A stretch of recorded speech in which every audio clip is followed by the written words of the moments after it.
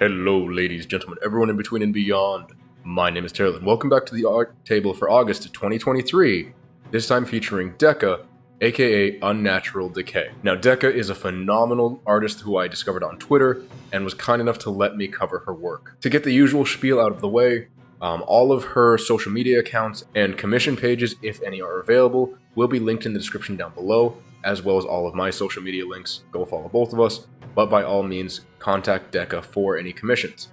With that being said, all commissions are done between you and the artist. I'm in no way involved in that transaction, so you will not get any form of discount or freebie or anything like that just because you happen to find her through this video.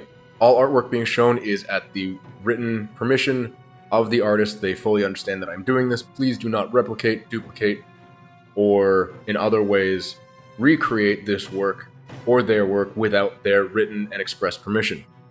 You are free to share my video, but please do not edit or in any way change it to take out this disclaimer. As per usual, I don't take any form of kickback, promotion, discount, commission, or anything from the artist. If they choose to share the video, that is completely on them, and I will always disclose if I have had a commission done from said artist.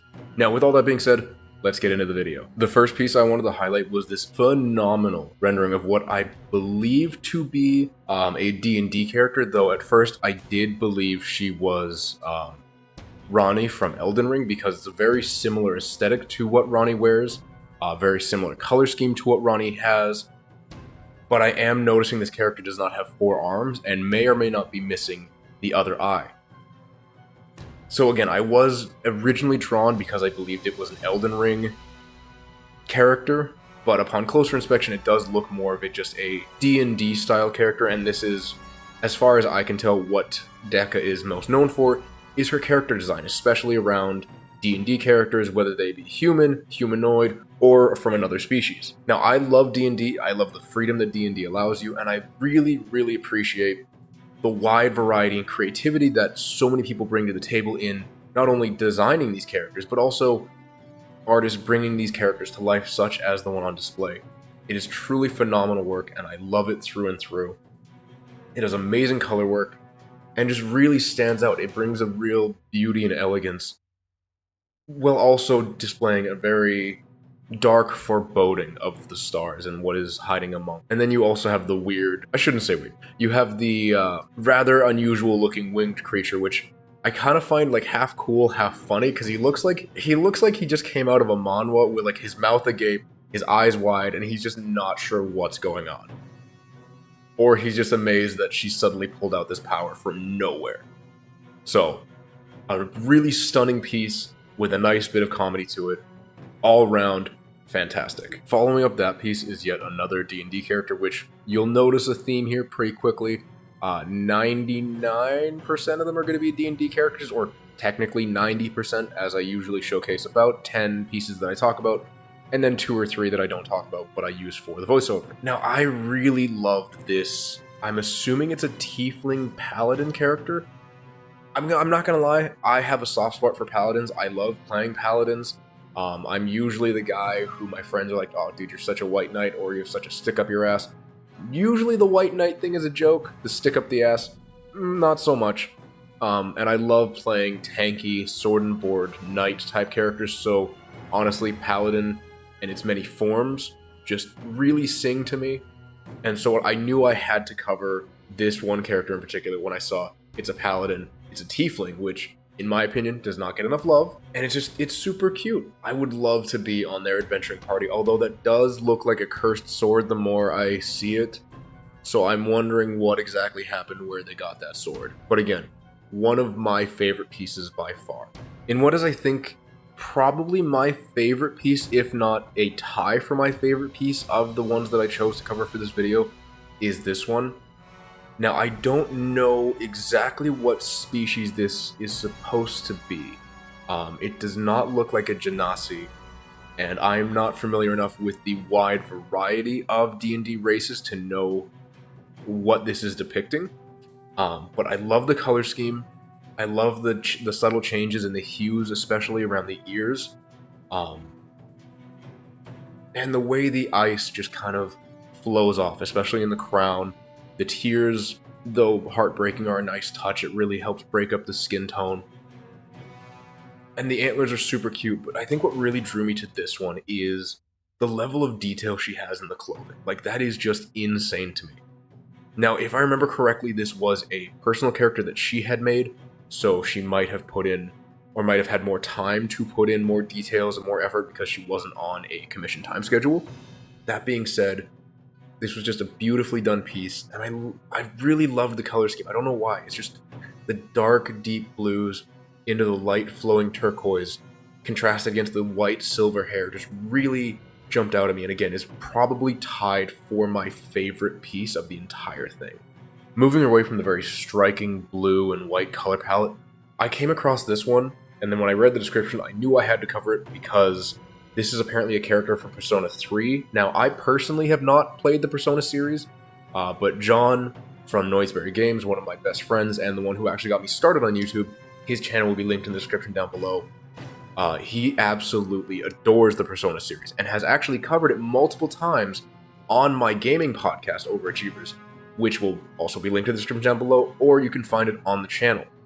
So, when I read this was Persona, I knew I had to cover it, but also just the fierce, vibrant reds in her eyes and her hair really jumped out at me.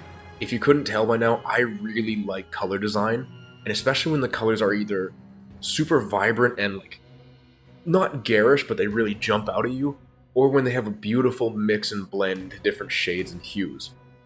And eyes for me have also always been a big thing, and just the look in her eyes was really, really interesting. I pray that YouTube does not demonetize me for other objects, which I will not name, that are depicted in this image.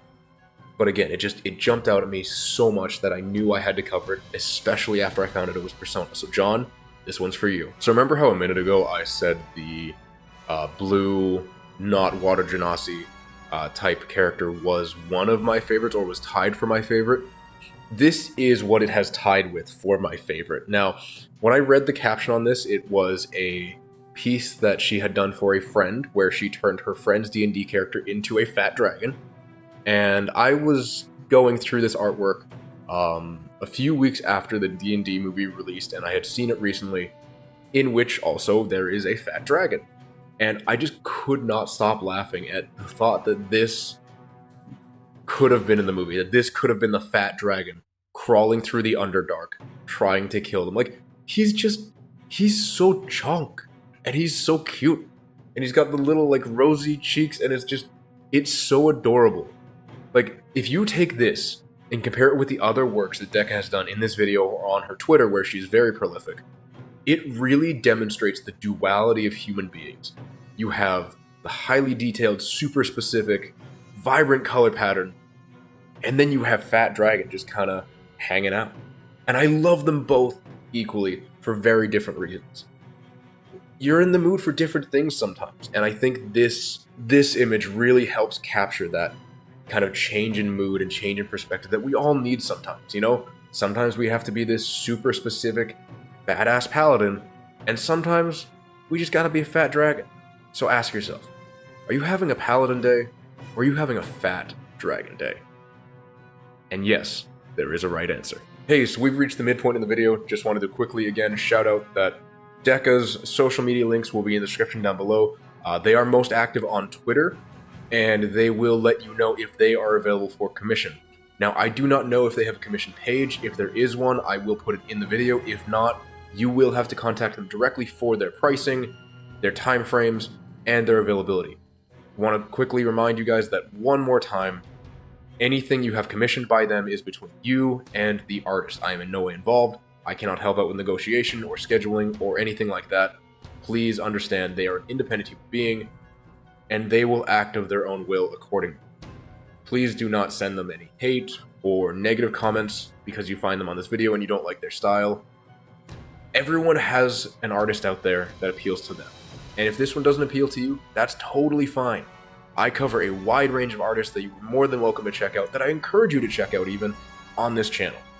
I hope you will find something for you, and if you don't, recommend me an artist. Give me someone you want me to cover, and I will ask for their permission. If they give it, I would be more than happy to cover him on this channel. With that being said, let's get back into the video. So I picked this piece mostly because of the gorgeous color design. I find that green in multiple shades, especially turquoise. Turquoise is really a hard color to work with, and I don't, at least in the art that I've seen, don't find it used a lot. Now, this is I believe they're called gem sonas from Steven Universe. I have never watched Steven Universe, so I don't exactly know, and if I have offended anyone in the fandom, I apologize.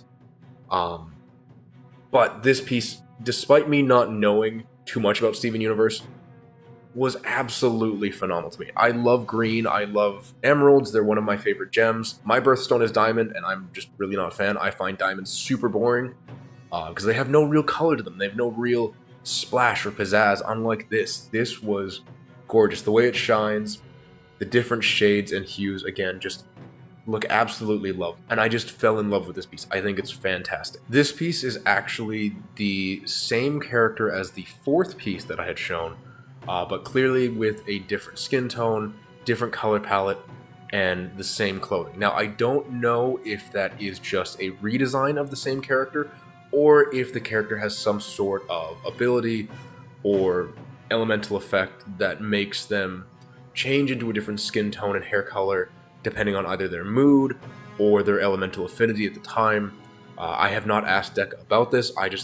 I love the blue one so much that when I saw this, I was like, I don't necessarily love it as much because to me it doesn't play with a whole bunch of different colors the same way the first one did.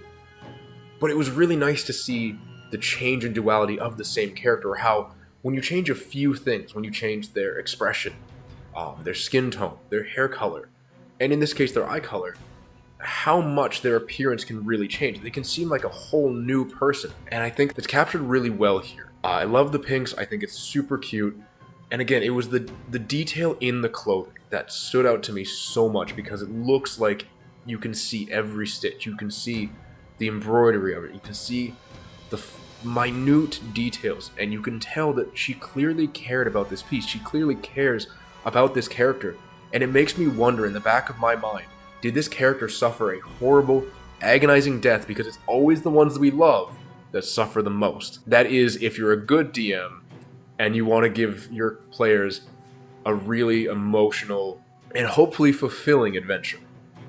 Now, for Deca's sake, as I don't know how attached she is to this character, but I imagine it's fairly, I hope this character is doing just fine and running campaigns to this day, or has been retired and safely living in a cottage somewhere. Now, I picked this character because I feel that half-orcs and, you know, like the very stereotypical big, brooding races aren't always used for more scholarly or, you know, less physical type characters. So to see one being more of a scholarly, probably wizard type, maybe a bit of a sorcerer, or even if they're just meant to be a scholar, if they're just meant to be someone who works in a library, but who is just as likely to give you a 3-hour-long speech on a topic they're super passionate about, or, you know, punch you in the face and knock you out in a single hit, it's nice. It's nice to see them not have to be this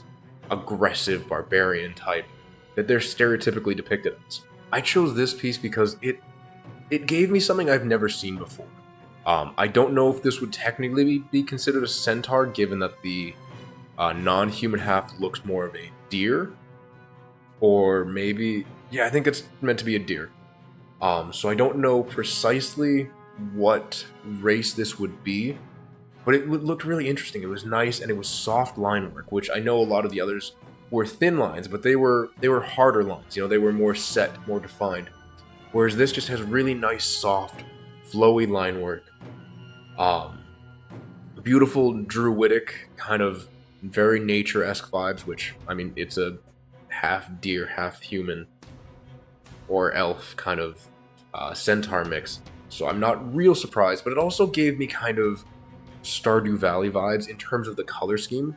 Like, it was the very kind of soft ambers that I really liked, mixed with the light sandy browns. Again, it's giving me total Stardew Valley color scheme, not vibes in any other way, because you can't just ride a deer with a branch bow that looks like it's made out of mistletoe, interesting choice, into combat in Stardew, though that does sound fantastic. And this, to me, is just an alternate universe version of Bambi after they killed her dad, where she goes on a revenge plot. Like, I would pay to see this movie with this Bambi hunting down the people that killed her father.